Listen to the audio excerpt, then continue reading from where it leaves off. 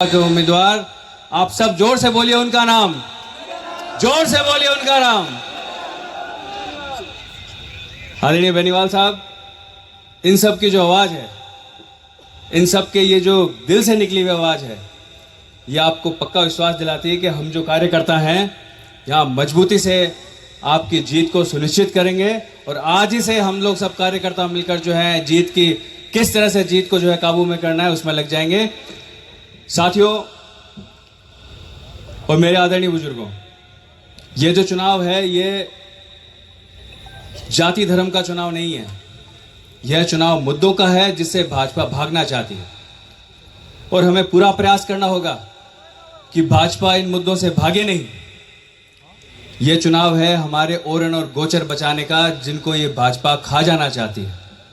यह चुनाव है हमारे इस नर्मदा नहर को बचाने का, नर्मदा नहर में आने वाले पानी को बढ़ाने का, नर्मदा नहर के पानी में से गुजरात हमें पूरा पानी दे, इसके लिए ये चुनाव है। और इस मुद्दे से ये भाजपा बच के भागने ना पाए, इसका चुनाव है।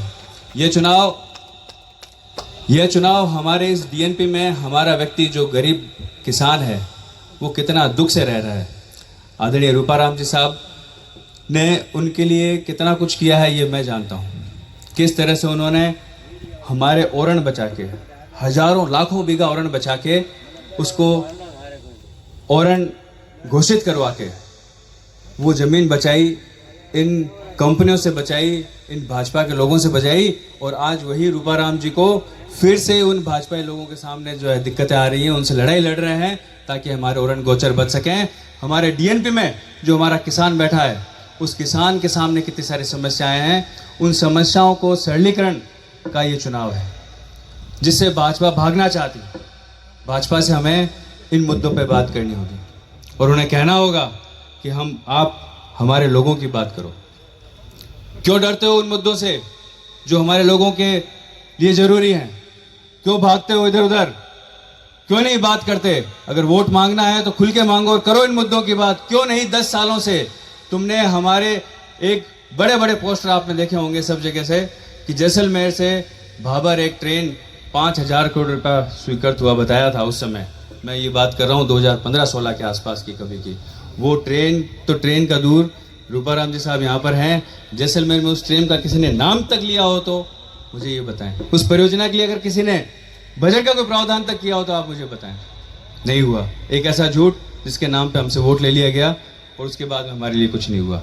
ऐसे तमाम तरह के जो है झूठ हमसे लगातार बोले जा रहे हैं। थार एक्सप्रेस हमारे यहाँ के और सिंध के क्षेत्र के लोगों को जोड़ने के लिए एक बहुत बड़ी कड़ी है, जहाँ से हमारा व्यक्ति आता है और जाता है।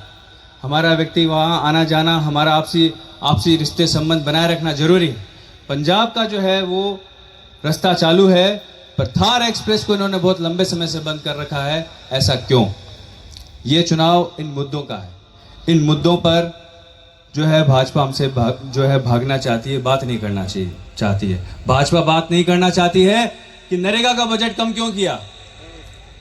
भाजपा बात नहीं करना चाहती है कि डीएनपी को क्यों खत्म किया। भाजपा बात नहीं करना चाहती है कि बीएडीपी का फंड जो हमारे यहाँ आता था, हमारे गांव में लगता था, हमारे ग्रामीण को से सहूलियत होती थी, उसे जो है क्यों बंद कर दिया गया। इन पे वो बात नहीं करना चाहते। इसीलिए मैं कहता हूँ और हम सब कार्यकर्ताओं का फर्ज है कि हम लोग उस मुद्दे पे भाजपा को जो है लेके आए और कहें कि जब तक बाड़मेर के किसान का, गरीब का, वंचित का इसी तरह से नुकसान करते रहोगे और हमें झूठी बातें बताकर बाड़मेर के लोगों को वोट लेते रहोगे, तो अब वो जमाना गया, अब वो वक्त गया। अब हमारा सारा कार्यकर्ता एकजुट है। बाड़मेर की जनता इस झूठ को जान चुकी है। बाड़मेर की जनता अब बात करेगी कि जो नर्मदा नहर का पानी बढ़ाएगा उसे वोट मिलेगा, जो कि कांग्रेस आपको करके दिखाएगी। पहले भी हेमाराम जी साहब ने ही ये सारा सब कुछ किया है। आप लोगों के सामने आज जितना भी नहरी क्षेत्र से जो पानी आ रहा है, ये इन व्यक्ति की देन है। 2006 में जब थार एक्सप्रेस शुरू हुई तो वो मनमोहन सिंह जी की सरकार ने की। ये नरेगा जिससे हमारे हर घर में चूल्हा जलता है, हमारे गरीब का पेट पलता है, ये मनमोहन सिंह जी ने शुरू किया।